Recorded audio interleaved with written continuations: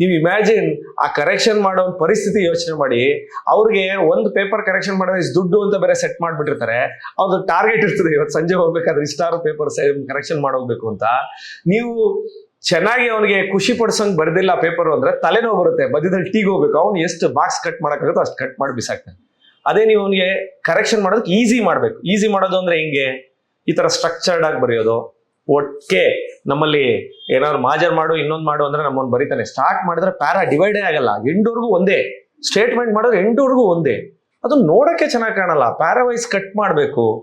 ಅದನ್ನ introduction separate, body separate, body ಒಳಗೂ points 1 2 3 4 ಸಬ್ points, ABCD ಮತ್ತೆ ಕನ್ಕ್ಲೂಷನ್. ಆ ಥರ ಏನೋ ಒಂದು ಸ್ಟ್ರಕ್ಚರ್ ಇರಬೇಕು. ಅವಾಗ ನಿಮ್ ಕರೆಕ್ಷನ್ ಮಾಡೋದು ಖುಷಿ ಆಗುತ್ತೆ. ಮಧ್ಯದಲ್ಲೆಲ್ಲೂ ಒಂದು ಡ್ರಾಯಿಂಗ್. ನಾನು ಏನೋ ಒಂದು ಬರೆದ್ರೆ ಆ ಡ್ರಾಯಿಂಗಲ್ಲೂ ಅದನ್ನೇ ಬರೆದಿರ್ತೀನಿ, ಮತ್ತೆ ಬಾಡಿಲೂ ಅದನ್ನೇ ಬರಿತೀನಿ. ಆ ಡ್ರಾಯಿಂಗ್ನ ಚಕ್ ಅಂತ ಪೇಪರ್ ಹಿಂಗೆ ಓಪನ್ ಮಾಡ್ತಿದ್ದಂಗೆ ಕಾಣಿಸುತ್ತೆ ಅವ್ನ ಕಣ್ಣು. ಓ ಇವನಿಗೆ ಸಬ್ಜೆಕ್ಟ್ ಗೊತ್ತು, ಇವನಿಗೆ ಗೊತ್ತು. ಅವಾಗ ಓದೋಕೆ ಹೋಗ್ತಾನೆ. ಓದೋಕೆ ಹೋದಾಗ್ಲೂ ನೀವು ಬರ್ದಿರೋದನ್ನೆಲ್ಲ ಓದಕ್ಕಾಗಲ್ಲ ಅವನ ಕೈಲಿ. ಅಂಡರ್ಲೈನ್ ಮಾಡಬೇಕು. Take time in underlining. ಅವಾಗ ಅಂಡರ್ಲೈನ್ ಮಾಡೋದು ಮಾತ್ರ ನೋಡ್ತಾನೆ. 10 ಮಾರ್ಕ್ಸ್ ಕ್ವಶನ್ ಆದ್ರೆ ಒಂದು ಡ್ರಾಯಿಂಗು, ಒಂದು ಇಂಟ್ರೊಡಕ್ಷನ್ನು, ಒಂದು ಕನ್ಕ್ಲೂಷನು, ಒಂದು 10 ಪಾಯಿಂಟ್ ಮಧ್ಯದಲ್ಲಿ ಬರ್ದಿದ್ರೆ ಅವನಿಗೆ ಒಂದು 7 ಪಾಯಿಂಟ್ ಇಷ್ಟ ಆಗ್ಬೋದು. ಓ 7 ಪಾಯಿಂಟ್ ಅಂಡರ್ಲೈನ್ ಮಾಡಿರೋದು ಮಾತ್ರ ನೋಡ್ತಾನೆ. 7ಕ್ಕೆ ಒಂದು 5 ಕೊಡೋಣ, ಡ್ರಾಯಿಂಗ್ ಬರ್ದಿದ್ದಾನೆ, ಒಂದು 2 ಅದಕ್ಕೆ ಹಾಕೋಣ.